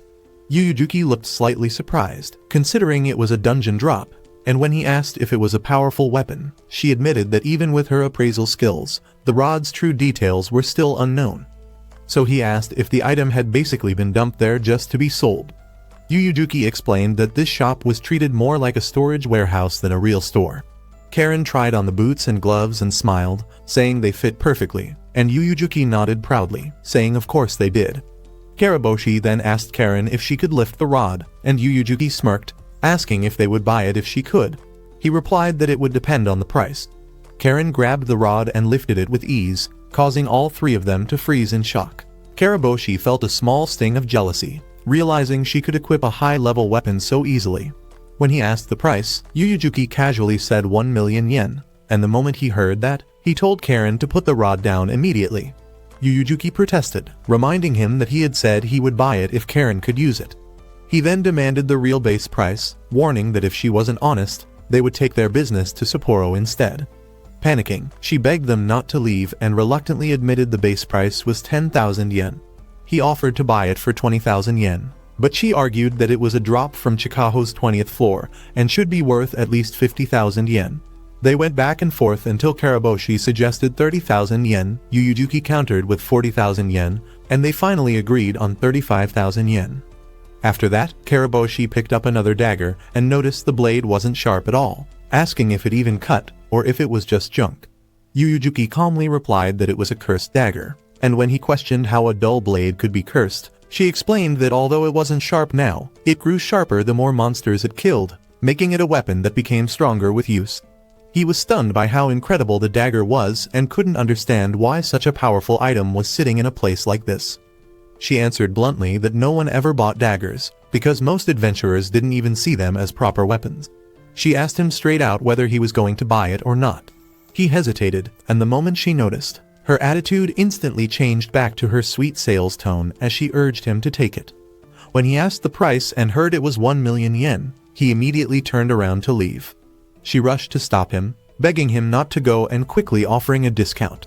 After some back and forth, they finally agreed on 300,000 yen. Karaboshi then asked if he could place a custom order as well.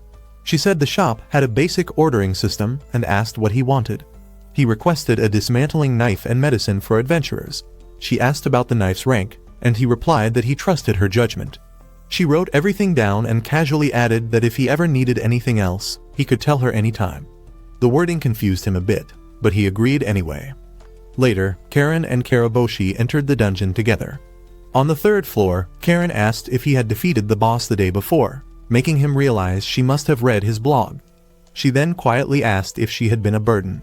He immediately denied it. She said she just wanted to become stronger as fast as possible, and he understood that feeling very well, the sense of being unnecessary, invisible, like air. He had felt the same way once. With that in mind, he declared that today they would hunt everything so she could grow stronger. Karen's face lit up with excitement. They fought black raccoons side by side using their new weapons, with Karaboshi taking the front and Karen attacking from behind using magic. Hunting alone was good, but fighting together felt completely different. When all the monsters were defeated, both of them were completely exhausted, and Karaboshi collapsed onto the ground. Karen warned him not to push himself until he dropped like that again. He apologized right away, then praised her, saying she had clearly become much stronger. She answered that the rod carried magic far better than her old weapon, but once again warned him to think about how reckless he had been. He promised her he would be more careful next time. As they continued forward, the ground suddenly shook. For a moment, he thought it was an earthquake, but the shaking stopped quickly. Karen guessed that things on the surface were probably fine. He suggested going back to hunting, but she snapped at him, asking if he hadn't reflected on a single thing she had just said. Later, they carried the day's loot to the shop and unloaded piles of black raccoon claws in front of Yuyujuki. She stared at the ridiculous amount in disbelief and irritation. 352 intact claws, he said calmly, while Karen happily pulled out even more from the magic bag. Yuyujuki was shocked, wondering just how much the bag could hold, but her mood only worsened as the pile grew. Karaboshi casually wondered out loud if, in 3 or 4 more days, he might earn back all the money he had spent there. Yuyujuki snapped, asking if they had some kind of personal grudge against her. He then mentioned the earlier tremor, but she said she hadn't felt anything at all. He explained that it had happened suddenly, without any warning. That same day, while Kidora-san, Karaboshi, and Karen enjoyed their meal together, completely unaware, dungeon stampedes were breaking out all across Japan. Early the next morning at 5 o'clock, Karaboshi heard strange sounds coming from the dungeon. He got out of bed, put on his armor, and grabbed his dagger before heading inside. As he prepared to descend, the noises grew louder and more chaotic, filling him with a bad feeling. Sensing danger, he called the city police station and reported that something very strange was happening inside the dungeon outside his house, urgently asking the authorities to come at once. The person on the other end said they understood and immediately contacted the defense forces, first confirming his identity. Haruki told them his name, Karaboshi Haruki, and that he was an adventurer. The caller advised him to follow all instructions given by the defense forces once they arrived. Haruki agreed and ended the call. Right after that, he dialed the hotel, apologizing for calling so early, but explaining that he needed to speak with a guest staying there. They connected him to Karen, who was still fast asleep in her bed. Startled by the ringing phone, she answered groggily, saying her name with her eyes still closed. The moment she heard Haruki's voice, her eyes snapped open. He told her to hurry, explaining that a stampede was happening and that she needed to get ready and come to his place immediately. Though clearly half asleep and shocked, she said she understood. As he hung up, he wondered if she would really be okay. Haruki stood near the barricades in front of his garage while checking the website, and just as he expected, access numbers had skyrocketed. Suddenly, Yuyujuki called out to him from the darkness, asking why he was awake so early and confirming that it was really Haruki. He asked her in return why she was up, wondering if she was already preparing the shop. She replied vaguely, saying it was something like that, and reminded him that she was a legendary shopkeeper after all. That was why she was checking purchase records early in the morning, and she was confident the medicines had arrived today. Haruki confirmed that they had, and immediately asked her to sell all of them to him. She thought it sounded good for business, but asked if something serious had happened to make him need so much. He answered honestly that it was probably because a stampede was occurring. Hearing that, Yuyujuki declared that she was getting out of there right now, but Haruki quickly stopped her. She protested, saying she wanted to leave because she didn't want to get caught up in any trouble. He calmly replied that trouble was exactly what this was, and reminded her that she was also an adventurer. Even if she tried to run away, they would eventually call her back to help. She argued that her residence papers hadn't been updated yet, so she thought she would be fine even if she didn't show up. Then added that she had never actually said she was an adventurer. He explained that he figured it out from the way she moved and the strength she showed. Even if she planned to leave, he said she could at least sell him the supplies first. She handed him a box filled with medicine.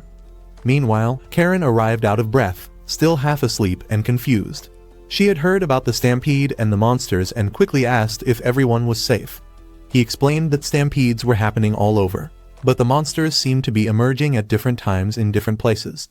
While paying for the medicine at the shop, he told Karen that when the defense forces arrived, she should explain the situation to them, because he planned to enter the dungeon himself to defend the area. She was stunned, and he clarified that he intended to go inside and search for the boss. Karen immediately worried, saying that was far too dangerous, and even Yuyujuki agreed, saying it was reckless.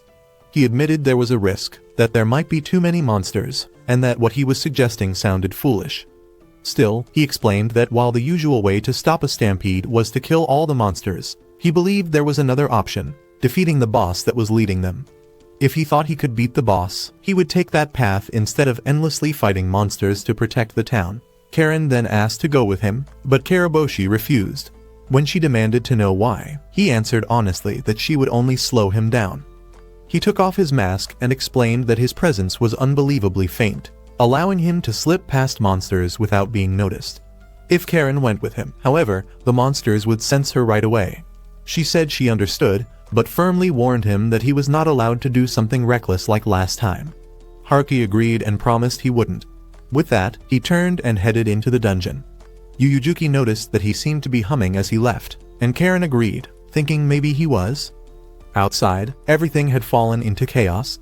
Monsters were tearing through buildings and damaging the town as they pushed forward, while adventurers struggled to drive them back. Masatsugu stood at the front, giving orders and telling everyone to hold their formation and not let the monsters break through. He knew the defense force itself wasn't very strong, but there were many adventurers present, so he believed they could hold on somehow. When a group of monsters attacked ordinary women, Masatsugu stepped in, protected them, and told them to escape in the opposite direction because it was too dangerous there. In the middle of the chaos, he received a call from Bacon, who asked if things were under control and where Masatsugu was. Masatsugu replied that he was in Hokkaido. Bacon asked if the situation was bad, and Masatsugu answered that he was managing for now, but mid-level monsters had started to appear. "That sounds serious," Bacon said. Monsters were everywhere, and the entire area was in turmoil. Masatsugu asked where the other rankers were, and Bacon explained that most of the ones he could contact were already there helping, with only Shigeru away on an expedition. Bacon said he mainly wanted to know Masatsugu's location, but he was dealing with his own problems as well. Masatsugu told him he understood and promised to send 10 strong members to help. He reassured Bacon that the defense forces were almost there and told him to hold on until they arrived, and then the call ended. Masatsugu checked the blog again and felt there was still more he could do. Through the posts, people were already calling for help from the defense forces. Many ordinary citizens were commenting, saying the situation couldn't get any worse, joking that noodle factories might be destroyed. Another person complained about how anyone could worry about udon at a time like this, when lives were in danger. Masatsugu added a comment saying he was currently in Hokkaido.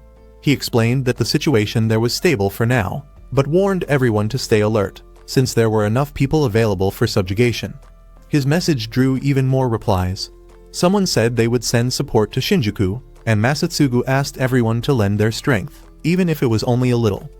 After that, he set his device aside, ready to fight, and encouraged everyone to keep pushing forward to protect Japan. Meanwhile, Karaboshi finished gearing up and prepared to enter the dungeon. It felt like he was heading out on a midnight expedition. He checked his skill board and noticed he still had 2 points left, deciding to keep one as a backup and think carefully about where to place the other. Monsters began rushing toward him all at once, black raccoons, onion creatures, and centipedes flooding the area. Still, the situation wasn't too bad, since most of them hadn't noticed him at all. The only monsters that reacted were the silver wolves, likely because of their sharp sense of smell. He wondered if he could defeat them from a distance. Reaching into his bag, he pulled out the potato-like stones and started throwing them. He realized he could actually handle this, feeling glad that the potato stones were finally useful. Now able to focus on the silver wolves, he kept pelting them with stones, while the smaller monsters were held back by the defense line. He continued throwing stone after stone, until suddenly, something unexpected happened. He suddenly felt something strange spreading through his body, and when he looked ahead, he saw it, the boss, a massive silver wolf. He quickly realized it was a werewolf, a rare species and a dangerous mid-level monster. Instinctively, he turned and ran the other way, knowing there was no way he could win a direct fight. But the werewolf noticed him and immediately gave chase. In a flash, the creature leapt through the air and struck him, sending him flying and crashing to the ground. He was stunned by how sudden and powerful the attack was, yet he didn't freeze. The werewolf charged again, and Karaboshi barely managed to get back on his feet and slash at it with his dagger. Still, the monster recovered instantly, standing tall and aggressive while Karaboshi lay on the ground, unsure of what to do. The situation was clearly turning bad. Outside, the army had arrived to help, digging in and setting up stronger barricades to protect civilians. Karen was fighting off monsters pouring out of the dungeon, guarding the soldiers as they worked. 5 minutes had passed since the stampede began, yet only small monsters were emerging, and not in large numbers. With so many people present, things felt strangely manageable. A stampede this intense shouldn't have been so limited. Only weak monsters were appearing, which made it seem like something else was happening, possibly because of Karaboshi. Kitora-san rushed out and called to Karen, telling her not to get any closer because monsters were everywhere. She replied that he worried too much and reminded him that she was an adventurer too, seeing how everyone was giving their all. Karen realized he was right. She had been leveling up inside the dungeon all this time and was no longer someone who couldn't do anything. She had grown stronger. Spotting a killer rabbit attacking a worker, she rushed in and struck it down, then noticed another centipede farther away, trying to slip past the barricade. She decided to take down the centipede using magic from a distance, but several of them slipped out of her sight and began attacking civilians. Kitora-san rushed in to protect the people as the monsters drew closer. Just in time, Yuyujuki stepped in and struck down the centipedes. She sharply told Karen not to lose focus and to fix the barricade immediately. Karen then noticed one of the soldiers was injured and moved to help, but the shop clerk stopped her, warning her not to touch an open wound with bare hands. Was she trying to cause an infection? Karen shot back that if Yuyujuki had been helping defend the barricade instead of interfering, no one would have been hurt in the first place. Yuyujuki ignored her words and said she had no idea what Karen was talking about.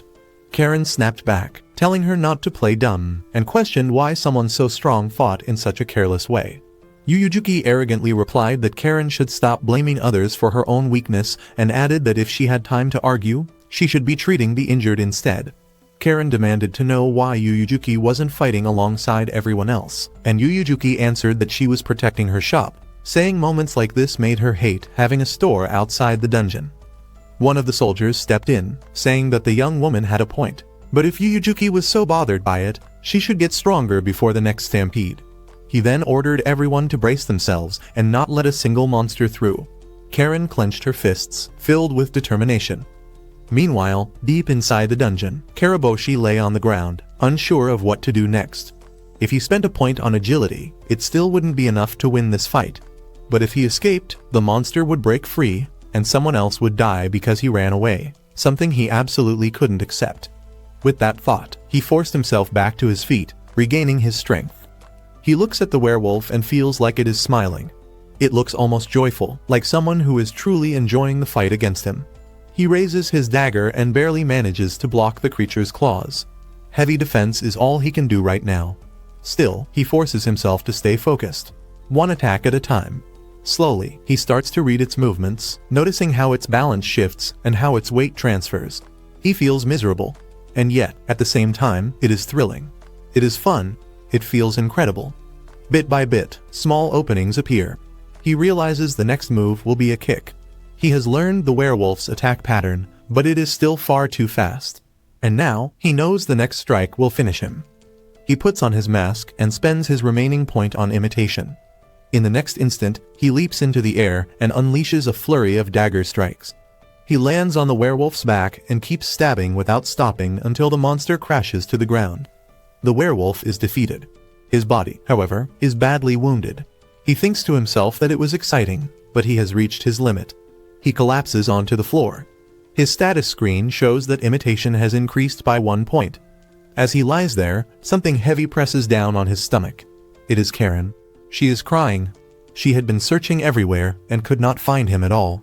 She truly thought he had been eaten. He weakly asks what happened outside. She tells him it is over. The stampede has ended. Everyone survived. Across Japan, people are confirming it online. Naru announces that the stampede has stopped. Masatsugu reports that Sapporo is safe, but the situation in Shinjuku remains unknown. He tries to contact Bacon, but there is no response. Shinjuku has been destroyed.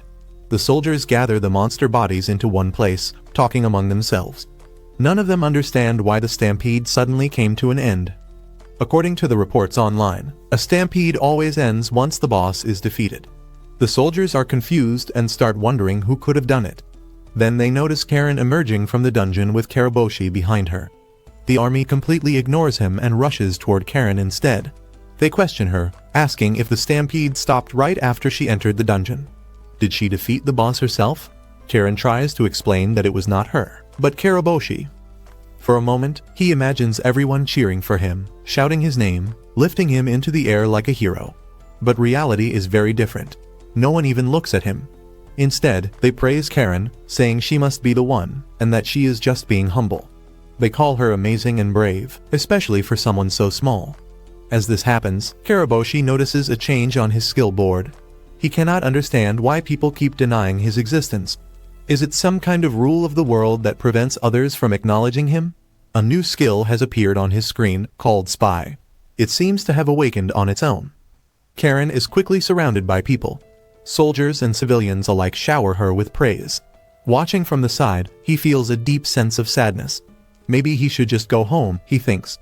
The crowd presses in around Karen, making her feel overwhelmed and trapped. She quietly says that she needs help.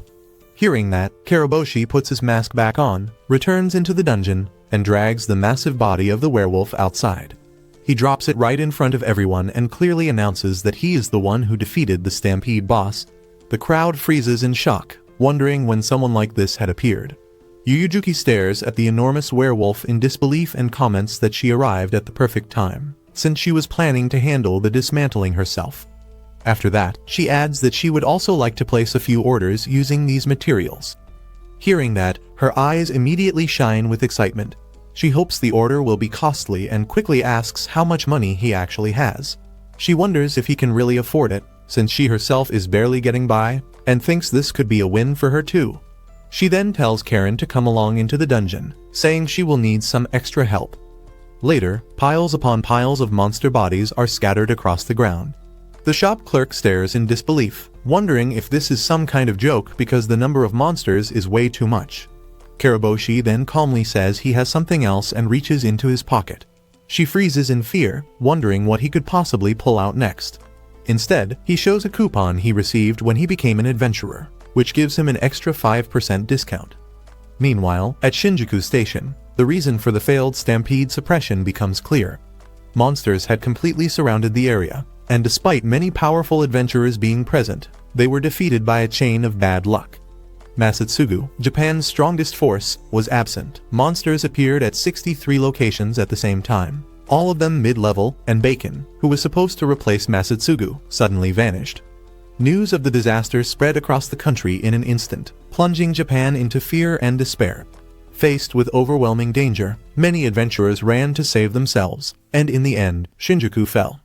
The following day, Karaboshi was scrolling through blogs on his device when Karen mentioned that reading about Shinjuku's collapse must be difficult. She wondered what was going to happen to Japan now. He told her that Masatsugu had written about a Shinjuku recovery operation in his blog. Since he was the top ranker, he believed things would somehow work out. Of course, he still cared deeply, but there was no chance they could go to Shinjuku themselves. At their current level, they wouldn't be able to help anyone. Karen nodded in agreement and said that before anything else, both of them needed to become stronger. Soon after, they entered the dungeon again and reached the 4th floor, where they faced the potato monsters. Karaboshi thought fighting potato monsters like this was basically an easy victory. Karen immediately disagreed and called him inhuman. She quickly added that she was being rude, but if she carefully watched where the potato plant was aiming, she could handle it. To her, it was all about timing. He replied that he would understand if it felt too difficult for her. Hearing that made her upset, and she immediately declared that she would do it. Then she confidently announced that she would show him what she could do. She rushed forward and attacked the flower right in the middle. She was fully determined to prove herself if she got serious. In the next moment, the potato plant shattered into pieces. Feeling proud, she turned and asked him what he thought. Instead of praising her, he looked disappointed by what she had done. She had destroyed the potato plant before it could fire anything, meaning they wouldn't get any potatoes. He picked up the broken remains and sadly mourned the loss of his precious potatoes. She tried calming him down, saying he could always gather more the next time they came back. He angrily replied that anyone who wasted food would be haunted by the ghost of that food. Annoyed, she told him he could just make a vegetable garden using potato plants, so he should stop sulking and grow them at home instead. Suddenly, something clicked inside his mind. That was it. That very night, he gathered every plant he could find and began replanting them. He never once thought about growing potatoes himself, but Karen really was smart. For now, the soil needed for growing them had already been prepared. All he could do now was wait and see what happened. The next morning, when he woke up, every single plant had died. He stared at them and said he couldn't understand why. Maybe plants simply couldn't survive outside the dungeon after all. Still, one of the plants barely seemed alive. Wondering if there was a way to save it, he looked closer. The plant pointed its leaf toward the jar, as if trying to tell him something. He brought the jar over, and the plant pulled out a stone, placed it into the soil, and immediately began blooming again. He suddenly realized that the potato stone was a boss item that came from inside the dungeon. These plants simply needed nutrients from the dungeon itself. The plant happily waved its leaves around. He was shocked that it could actually understand what he was saying. He never expected that one day he would communicate with plants. Curious, he asked if it had a name. The plant replied no. Thinking this was a special moment, he decided he should give it one. Since it was a potato plant, he first suggested Sputy, but the plant instantly rejected it. He kept suggesting different names related to potatoes, but the plant disagreed with every one of them. Finally, he suggested Re, inspired by Greek mythology and the god Re, connected to the land and all things. He felt like this was the one she liked. Then he apologized to the plant for bringing it there. He admitted that his true reason was simply wanting to grow potatoes. The plant angrily fired a potato at him, but it wasn't fresh anymore. That upset him. He understood now that she could no longer create fresh potatoes. He told her that he would take responsibility because all of this was his fault. He sincerely apologized to the plant. Later that same day, while they were back in the dungeon, Karen asked if they could rest because they had been hunting for over 2 hours. He simply replied no, saying he wasn't tired at all. Karen noticed that his mind seemed somewhere else and quietly hoped he wouldn't forget to support her during every fight. Seeing him act strange, Karen asks if something is bothering him and wonders if she can help. But Haruki is completely focused on the soil in front of him. He starts thinking about weird things, like what would happen if dungeon soil was sold outside, since it seems to return to its original state when brought close to the dungeon. He keeps overthinking it. At the same time, he remembers that he promised to take responsibility for the potato plant. The problem is, if he keeps it outside, it might eventually dry out. There isn't even any water inside the dungeon either. So now he thinks the only choice is to return it back there. Meanwhile, Karen has absolutely no idea what he's talking about while he keeps mumbling to himself and staring at dirt. To her, this suddenly looks like some super serious problem. As they leave the dungeon, Haruki says he wants to head home right away. But Karen keeps feeling worried. Up until now, she always thought he was this reliable and strong guy. I mean, this is the same person who rushed into a stampede alone and fought non-stop for hours. But today, something feels off. He's acting weird and missing something important. So she follows him back home. and then suddenly hears him talking to someone named Ri, asking them to put a little in. Karen freezes. Wait, was he living with a girlfriend this whole time? Maybe she just walked into some private moment. Meanwhile, reality is way less dramatic. Haruki was only asking the potato plant to add a little fertilizer, but the plant wasn't agreeing. Karen, on the other hand, completely misunderstands everything and ends up collapsing in shock just from her own imagination. At the same time, over on the dungeon defeating wiki site, people are chatting non-stop. Some are asking if Masatsugu has already reached the area, others say nobody knows yet because there hasn't been any new information. Someone mentions that transportation is still moving through old routes, so things could take time. Another person asks whether adventurers have gathered for the recovery mission. They even say that if Masatsugu is joining, they want to take part too. But someone quickly replies that they have no clue because, first of all, the place is already packed with hardcore adventurers. Meanwhile, the discussion on the dungeon defeating wiki keeps getting more heated. Some people think top adventurers probably don't want to move together because they're scared their secrets might get exposed. Another person is totally confused and says, seriously? In a situation like this, they're worried about hiding secrets. Others jump in saying that if team abilities, special magic tools, or spiritual powers got leaked, it would become huge news. Then someone suggests ignoring the weaker monsters and going straight for the boss. Maybe that could actually work. But right after that, someone posts about an accident happening inside a dungeon and asks if anybody can go help. Another user asks if it's in Shinjuku, but they answer no, it's in Chikaho. Then one guy instantly says he's not going there. That shocks people. They remind him that he was just talking about saving Japan earlier. So was all that adventure talk just empty words? But someone else fires back, saying that's a stupid way to think. Dungeons are dangerous by nature. If someone enters one, they accept the risk themselves. Don't come crying and blaming others afterward. If you're causing problems for people, then stop complaining. That's what being an adventurer means. Then another comment appears saying people are acting like samurai over nothing. If someone wants to help, they should go do it themselves. And if they can't, they should just make a proper request. After that, the original person quietly apologizes. Back at Karaboshi's house though, Karen is absolutely losing it. She just found out there's a monster living inside his house. Haruki quickly tries to calm her down and explains that her name is Ri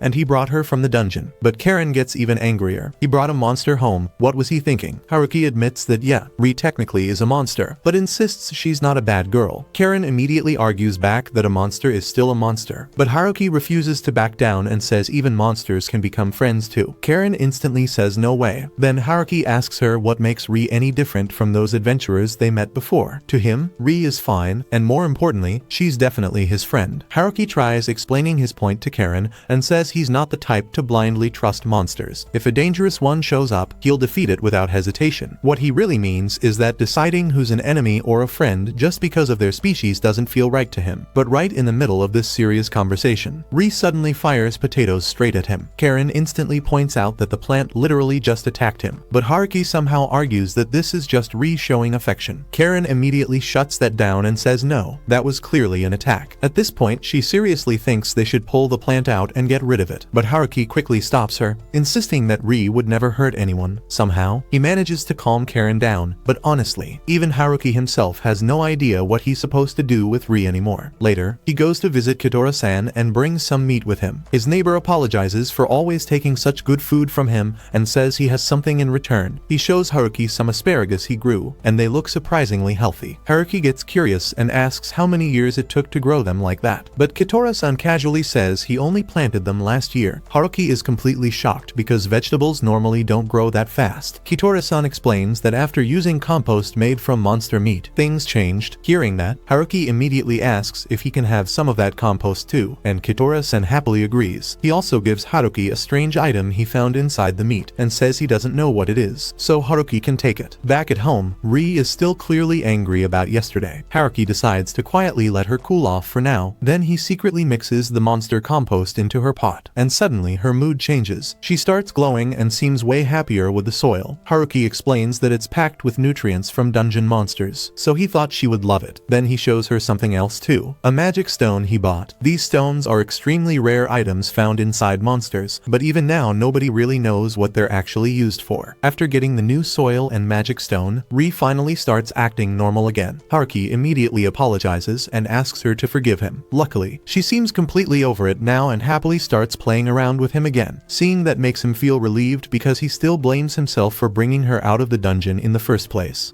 Meanwhile, Karen has gotten way stronger inside the dungeon. When it comes to pure attack power, she might actually be stronger than Haruki now, but thanks to his growth acceleration skill, he still levels up much faster. Even so, both of them are happy because they're improving at a really good pace together. After another hunt, they bring materials from around 350 silver wolves to the shop and ask Yuyujuki to buy everything. She tells them to wait, pulls out her board, and starts checking all the materials one by one. After finishing the calculations, she says the total comes to 175,000 yen. Then she hands Haruki the dismantling knife he asked for earlier. He's surprised and says it arrived pretty quickly. Yuyujuki casually explains that they used an accelerated process to make it. She also brought a whetstone and asks if she should sharpen it too. Haruki agrees, and while sharpening the knife, she suddenly becomes strangely quiet after he asks about the price. Haruki immediately notices something is off. This isn't the loud and energetic Yuyujuki they know. Confused, he asks what happened. She says even she can't stay cheerful all the time. Haruki says he gets that, but honestly, it still feels weird seeing her act like this. After staying quiet for a moment, she asks if they want to hear what happened. Both of them agree. Then she reveals that the branch manager from the Sapporo store has disappeared. At first, she thought the manager ran away because her work results had gotten worse, but after checking her Ike card records, they found out she went to Chicago. Haruki asks how long she's been missing, and Yuyujuki says it's already been 5 days. Karen points out that just knowing where she entered and how many days she's been gone isn't enough to figure out where she actually is. Then Haruki looks at Yuyujuki and asks if she's planning to go search for her coworker herself. Without hesitation, she says yes because she's strong enough to go look for her. Yuyujuki then explains why she can't just leave whenever she wants. Even with everything going on, she still has to manage the store because she's the branch manager here. Haruki and Karen are honestly shocked that the higher-ups would keep business running like normal just because one employee disappeared. Haruki suggests she should at least take a day off, but Yuyujuki casually says she's never taken one in her life. To her, living out here already feels halfway between work and vacation anyway, and honestly, both of them kind of understand what she means. Then Yuyujuki suddenly asks Haruki something important. If she officially made an adventurer request, would he accept it? Inside, Haruki gets ridiculously excited, because this would technically be his very first real request as an adventurer. But on the outside, he tries to stay calm and says he'll decide after hearing the details. Yuyujuki explains that she wants him to search for the missing branch manager inside the Chicago dungeon, specifically down to the 8th floor. Haruki immediately asks how she's so sure the person would be there. Yuyujuki explains that the missing manager had taken a request from an armor company to gather silver wolf materials before a deadline. Since silver wolves appear between the 6th and 8th floors in Chicago, she believes that's where her coworker most likely went. Haruki then asks about the time limit because, realistically, finding someone in a dungeon after this long might be impossible. There may not even be any remains left by now. On top of that, searching for people isn't exactly his specialty, so he honestly wonders if he's even the right person for this job. But Yuyujuki looks straight at him and says she believes he's the perfect person for it. She gives him about 1 month, explaining that the missing manager also had a magic bag, so she was probably prepared for a long trip inside the dungeon. Haruki goes quiet for a second before finally saying he has to refuse the request after all. Yuyujuki immediately looks disappointed. He explains that there are personal reasons why he can't leave his house for that long no matter what. Of course, the real reason is Ri. Hearing that, Yuyujuki bitterly comments that adventurers are selfish after all. They always talk about protecting people and saving Japan, but the moment another adventurer is in danger, everyone suddenly disappears and pretends not to notice. Haruki fires back and asks Yuyujuki something pretty reasonable. If she knows someone is in danger, then why isn't she asking for help from people closer to the area? If saving her coworker is really that important, then shouldn't she ask adventurers in Sapporo? Right then, Karen suddenly turns toward Haruki and asks if the reason he can't leave home is because of her. Then she casually points out something obvious. Why not just bring her along? Ri is literally sitting in a flower pot anyway. Haruki pauses for a second and asks if she's really okay with that. I mean, Ri is still technically a monster. Karen admits that at first she wasn't sure either, but now, if Haruki says Ri is fine, then she'll trust him. After all, they're partners, and looking at Yuyujuki now, Karen can tell she's genuinely hurting. Hearing that, Haruki gently places his hand on Karen's head and finally says he'll accept the request. Yuyujuki instantly lights up with excitement, but Haruki quickly reminds her that request fees and rescue fees still exist. She immediately agrees and starts throwing out numbers. She'll pay 300,000 yen upfront and another 200,000 after the mission succeeds. If he pulls it off in one day, that's 500,000 yen total. Haruki instantly realizes this deal sounds way too good, but Yuyujuki keeps going. She says she'll also give him a 5% bonus on any materials he brings back during the search. On top of that, expenses for for equipment repairs, experts, lodging, and even medical costs are covered too. At this point Haruki is completely shocked because this deal is insanely good. Still, he asks if she seriously trusts him that much. Without hesitation, she says yes. As they leave the shop, Karen thanks Haruki for accepting the request, but he tells her there's nothing to thank him for. Honestly, he's just happy because someone like Yuyujuki, who constantly brags about being amazing and calls herself a genius, still deeply cares about someone else. Seeing that side of her made him want to help more than anything.